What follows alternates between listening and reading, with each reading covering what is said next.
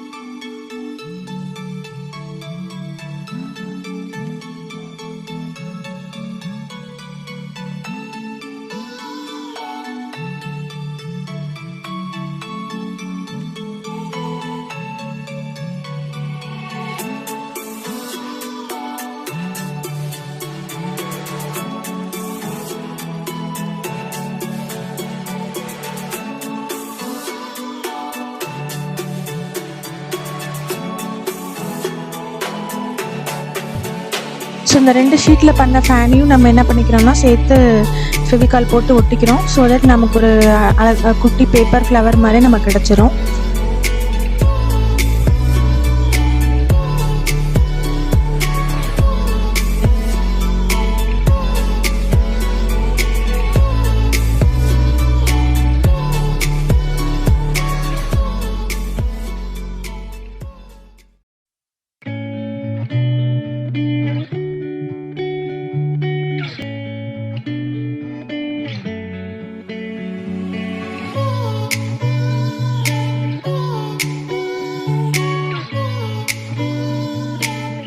இதுக்கடுத்து இந்த paper ஃப்ளவரோட centre part வந்து எம்டி இல்லாமல் இருக்கிறதுக்காக நம்ம ஒரு ரவுண்ட் ஷேப்பில் இந்த மாதிரி A4 ஷீட் கட் பண்ணி பேஸ்ட் பண்ணிக்கிறோம்.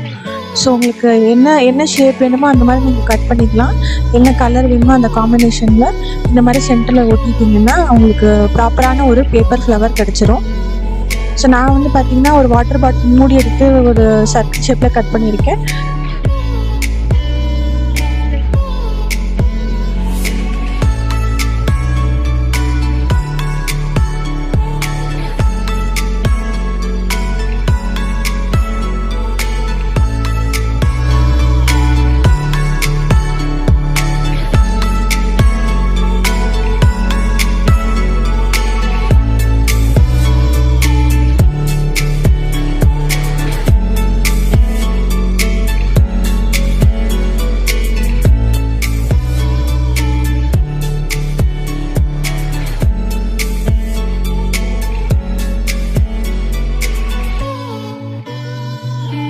ஸோ நான் இந்த மாதிரி 4-5 கலர்ஸில் டிஃப்ரெண்ட்டாக பேப்பர் ஃப்ளவர் பண்ணி வச்சுருக்கேன்.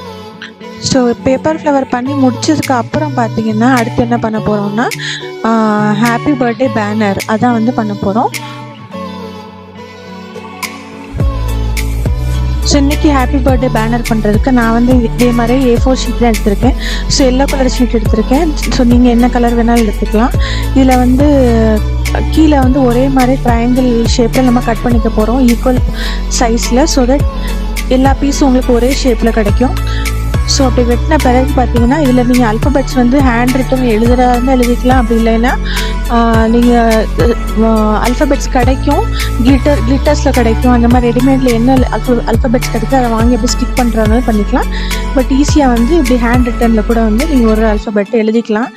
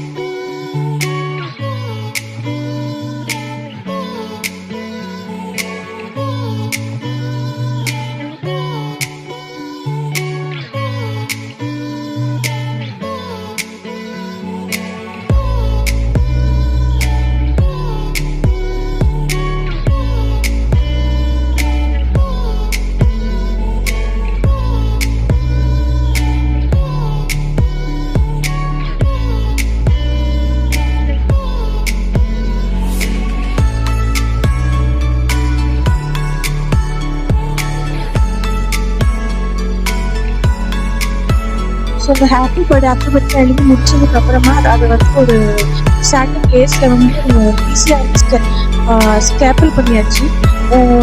இன்கேஸ் நீங்கள் ஒட்டுறதா இருந்தாலும் ஒட்டிக்கலாம். பட் இது வந்து ரொம்ப ஈஸியான ஒரு ஸ்டெப்பாக இருக்கும். ஸோ சாட்டின் லேஸ் நார்மலாக கடையில் கிடைக்கும். ஸோ அதை வாங்கிட்டு இந்த அல்ஃபபெட்ஸ் எடுத்து நீங்கள் இந்த மாதிரி ட்விஸ்ட் பண்ணி ஸ்டேப்பிள் பண்ணிட்டீங்கன்னா ஒரு அழகான ஹாப்பி பர்த்டே பேனர் உங்களுக்கு ஈஸியாக ரெடி ஆயிடும்.